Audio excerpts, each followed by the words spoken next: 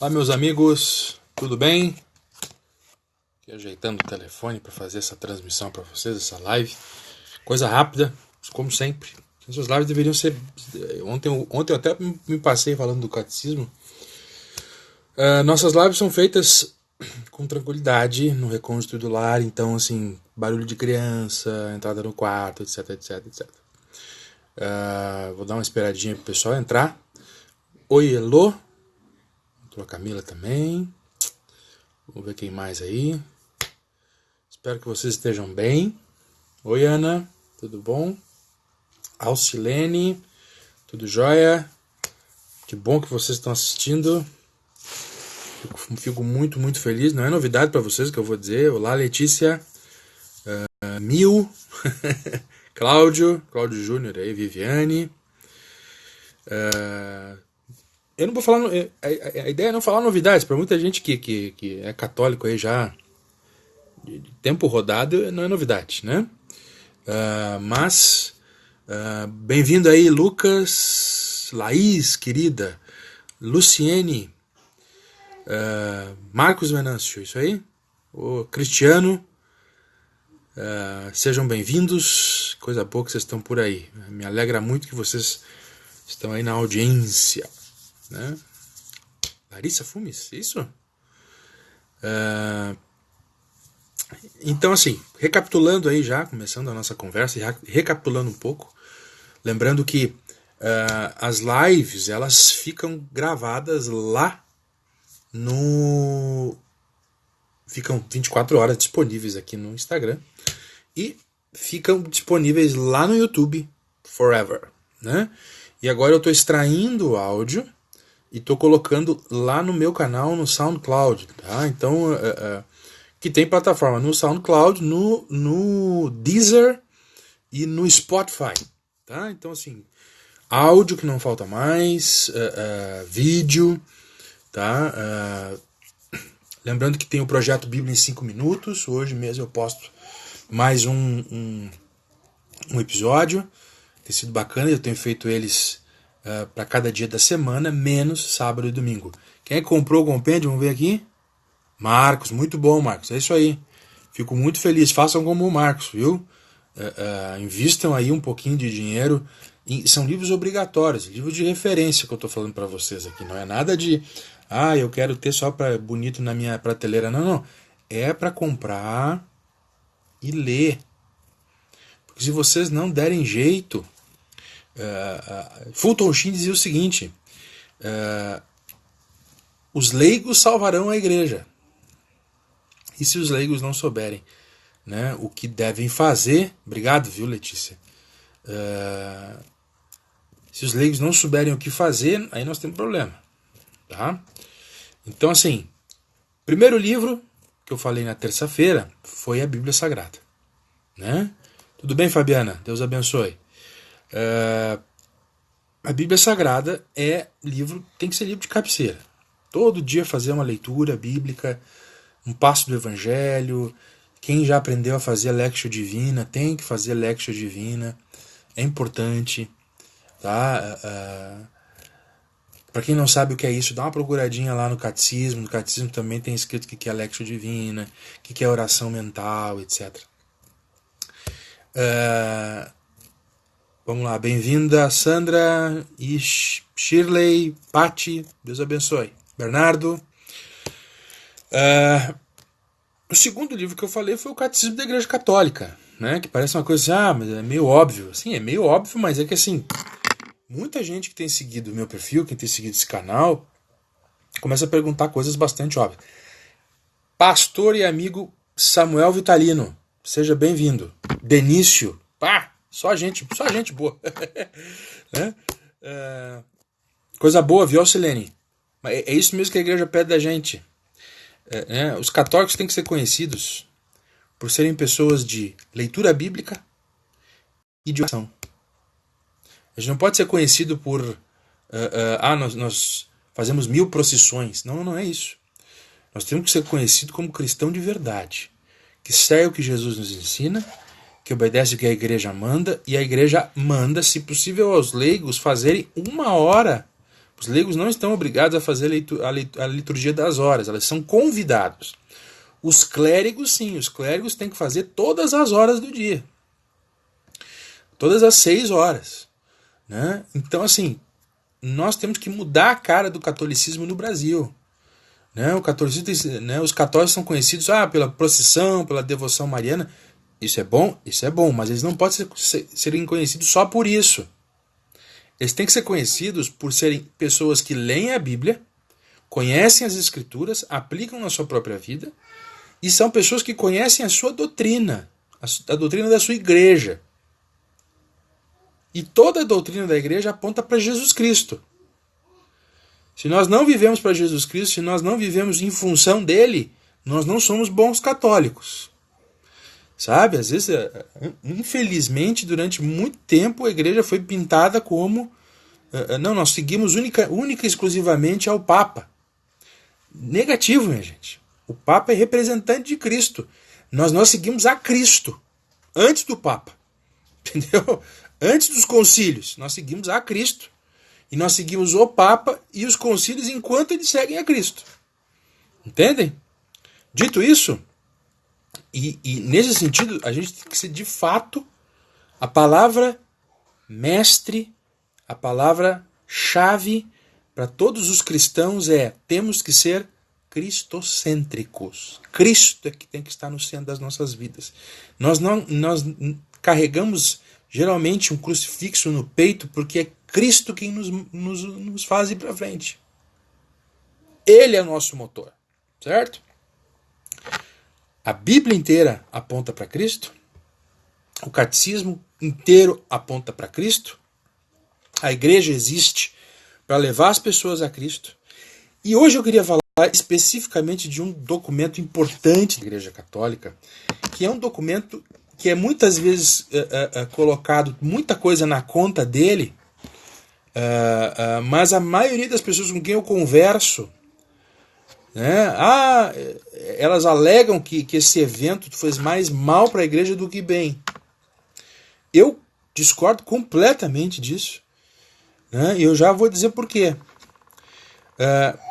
Temos que ter a Bíblia, um volume do Catecismo da Igreja Católica. Terceiro, um volume do Concílio Vaticano II, dos documentos do Concílio Vaticano II. Gente, estes são livros essenciais para todos os católicos. O pessoal que é evangélico que entrou aqui, cada um, o Samuel Vitalino é pastor presbiteriano. Lá eles têm Confissão de Fé de Westminster, o Breve Catecismo e o Catecismo Maior. É um livrinho assim, ó. Eles têm tudo o que eles devem crer. E eles estudam. A Igreja Luterana, o pessoal da IELB, aí, o Denício que entrou aqui também, lá eles têm tudo escrito. Eles têm lá a Fórmula de Concórdia, que é um livrão grosso, também com o Catecismo de Augsburgo, também com documentos, e eles estudam. Nós, que temos documentos também da igreja, geralmente não sabemos nada da nossa igreja. Isso tem sido e se põe muita coisa na conta da Igreja Católica, né, e do Concílio Vaticano II. É porque o concílio veio revolucionar a igreja. Olha só, quem diz uma coisa dessas não sabe o que está falando. Vejam bem, foi uma reunião de quase 5.000 bispos junto ao Papa, no ano de 1962 a 1965, lá no Vaticano, lá em Roma. E eles trabalharam muito para nos fornecer uma forma, uma visão nova, atualizada, ajustada da igreja cristã, da igreja católica para os nossos dias. Muita coisa se diz sobre esse concílio. Especialmente os nossos irmãos tradicionalistas dizem muita coisa errada sobre esse concílio. E aqui está o problema. Tá? O Concílio Vaticano II não é para ficar... A gente não tem que ficar brigando com ninguém por causa do concílio. O Concílio Vaticano II é um concílio autoritativo da igreja. Ele é magisterial. Quem disser que não está de acordo com o Vaticano II está em cisma com a Igreja. E quem ensinar algo contrário ao Vaticano II está em heresia. Então, meus irmãos, a gente não tem muito. Mas o concílio não foi dogmático. Mentira! Por mais que o concílio tivesse dito que era pastoral, né, São João 23 havia aberto o concílio desejando que ele fosse um concílio pastoral e que o vento do Espírito Santo soprasse, né, nos padres conciliares, o Concílio Vaticano II promulgou 16 documentos no período de 4 anos, promulgou 4 constituições dogmáticas, 9 decretos e 3 declarações. Eu vou repetir, são 16 documentos, 4 constituições dogmáticas. Não são constituições que podem ser discutidas ou contestadas. 9 decretos e 3 declarações. Todos os padres conciliares assinaram os documentos. Todos. Inclusive o arcebispo Marcel Lefebvre. Certo? Que depois se rebelou, desobedeceu o Papa, começou a recusar o concílio, enfim. Eu tenho todos os motivos para não querer bem esse cidadão. Depois não foi só eu, foi a igreja acabou tendo que excomungar esse cidadão porque ele não obedeceu à igreja. Mas o assunto aqui não é Lefebvre. Lá tem um documento, eu já tenho uma live falando sobre isso. Vamos lá. Documentos do Concílio Vaticano II. Livrinho aqui, ó. Esse compêndiozinho, ó, feita pela Vozes. Compra num sebo. Um que tá aqui, ó. Procura aqui, ó. Dom Boaventura Kloppenburg. Foi bispo aqui da Diocese de Novo Hamburgo. Também conhecido como o Ratzinger, o Bento XVI brasileiro. O homem era bom de serviço. Ele foi perito no concílio, já é falecido, mas ele compilou, fez notas, livro. Ele tem um comentário com 5 volumes só sobre o concílio. Ele esteve lá, ele viu o que aconteceu. E ele fazia reportes para a Revista Eclesiástica Brasileira, na época dele. Então, assim, eu quero recomendar vocês a fazer essa leitura pelo seguinte: não conhecer o que disse o Concílio Vaticano II e ficar caminhando por aquilo que os outros dizem é ignorância declarada. É você confiar demais em algumas pessoas, sendo que essas mesmas pessoas às vezes não leram. Eu vou dizer para vocês, um dos padres que eu mais respeito nesta terra, que é um homem missionário, ele leu só um documento desses. Ele mesmo confessou, eu só li um documento. Eu tinha que ter lido tudo já. Tinha que dominar esses textos. Por quê, minha gente? Porque aqui está a vontade de Deus, através da sua igreja, dos bispos, do Papa, para toda a igreja. Um exemplo muito simples.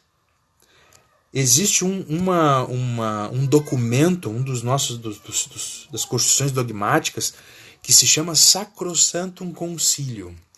É ela que começou o trabalho de reforma litúrgica. Este texto sobre a Sacrosanctum Concilium, ele diz algo muito, muito importante sobre o que eles querem como para a música sacra. Ele define o que é música sacra. E diz o que cada igreja, cada paróquia tem que ter. Cada igreja catedral dos bispos deve ter. Eu devia ter separado aqui, não separei. Mas assim, é algo impressionante porque ele diz o seguinte: olha, cada catedral tem que ter uma escola cantorum. Esse é um dos exemplos só. Deve ter lá um pessoal preparado para ensinar a música sacra nas igrejas. Ora, gente, se nós resolvermos o problema da música sacra nas nossas paróquias, 80% dos problemas da igreja estão resolvidos. Porque o que tem de música ruim rodando nas nossas igrejas é fora de história, sendo que a igreja nunca aboliu o latim, a igreja nunca aboliu a música sacra, o canto gregoriano, o canto polifônico. A igreja nunca disse, ó, pode pegar o violãozinho e fazer blém-blém lá na missa. Não pode. Existe um regulamento. E às vezes o seu padre sabe... Oi, Beatriz, tudo bem? O seu padre sabe o que tem que fazer e não faz. Por medo da comunidade. Por medo do resto do pessoal. Desobedecer ele. Só que se você sabe o que está escrito nos documentos, você tem que comprar uma briga junto com o seu padre. E dizer, padre, olha só, quando é que o senhor vai parar aqui de deixar esse pessoal fazer o que quer? E seguir aquilo que a igreja manda. Está lá no Concílio Vaticano II. Lá diz que tem que ter música sacra da melhor qualidade. Que tem que ter boa formação para o povo. O projeto de igreja que a Igreja Católica tem para os próximos anos está tudo escrito aqui, ó. E eu posso dizer sem medo de errar, eu fiquei espantado quando eu me tornei católico. Eu ouso dizer que 95% dos católicos sequer sabem o que está escrito no Concílio Vaticano II. Mas querem saber de missa em latim, querem saber em dar ordem para o Papa, querem saber, mas saber os documentos da igreja não sabe. Então, minha gente, essa aqui é a minha terceira sugestão. Invista, e olha só, isto aqui é público. Nada do que eu estou falando é algo privado, escondido numa gaveta, escondido no armário, no fundo, para ninguém ver. É tudo, que nem umas prelazias que tem por aí, uns grupelhos que tem por aí que esconde os livros. Não, isso aqui é a Igreja Católica. Tudo o que é da Igreja Católica é público. Público e transparente. Então, assim, recomendei Bíblia, recomendei Catecismo, tá tudo aqui do lado, e agora eu recomendo a vocês os documentos do concílio. Dominem isso aqui e que sejam capazes, aqui os teólogos que estão me vendo, tem algum teólogo me vendo aqui, pelo amor de Deus, sejam capazes de fazer a harmonização entre o Concílio de Trento, o Vaticano I e o Vaticano II. Não é para você jogar fora as coisas, é harmonizar, porque é isso que faz da gente católico. Quando surgiu a renovação carismática, muita gente disse assim, não, porque digam o que quiser da renovação. Ah, esse pessoal é doido, é tudo protestante, é tudo evangélico, tem que mandar embora, não sei o quê. A Igreja Católica só pode usar o nome de católica, ou seja, universal, quando ela acolhe e guia as coisas. Essa é a diferença. Quem é sectário pode ir embora. Quem quer ser católico é acolhido e é guiado pela sabedoria do Espírito Santo através dos nossos pastores. Então veja bem. Aqui tem ordens. Aqui nestes textos tem ordens para o Papa. Tem ordens para os bispos. Tem ordem para os padres. Para os leigos. Para maridos e mulheres. Para pais e mães. Para filhos. Está tudo aqui, ó. Então você tem a obrigação de estudar. Tá? Não digo que você não sabe, não. Você sabe. Dito isso, eu quero agradecer a todo mundo que está aqui participando. Amanhã eu volto para falar de um quarto documento importantíssimo, que se as pessoas soubessem da existência dele, de como ele é importante, a igreja não teria tanto problema. A Larissa aqui escreveu algo. O padre que batizou minha filha no Brasil não deixava ter violão e não se curvava para fazer essas coisas para chamar fiéis, e o novo bispo o afastou. Agora a missa tem musiquinhas e dancinhas. Ela botou uma carinha aqui, chorando. Sabe por que isso é assim? Porque infelizmente no Brasil, os fiéis, eles ainda levam a sério aquela história. Mas o padre disse. Olha, quando alguém me diz isso, eu digo, o padre disse. Então, assim, onde é que está o documento? Porque, assim, na Igreja Católica, gente, está tudo escrito há mais de 2000 anos. Eu fico impressionado, assim, não falta texto, não falta decreto, não falta regulamentação. O que falta é botar em prática. Então, assim, é um bando de desobediente. Inclusive os bispos. Inclusive. Se tem algum bispo me vendo aqui, ele sabe o que eu estou falando. Dos 500 bispos que tem no Brasil, não dá para encher uma mão de gente obediente. E padre, então, tem que pensar. Então o povo tem que ser. Porque se nós estamos num tempo tão ruim que os pastores não andam, os leigos têm que tomar as rédeas. E tomar as rédeas dentro da lei da igreja. Dentro do projeto da igreja. Não importa o tempo que leve. E a gente tem que ser firme nisso. Tá bem? Gente boa, amanhã tem mais, viu? Deus abençoe. Conversamos amanhã. Até!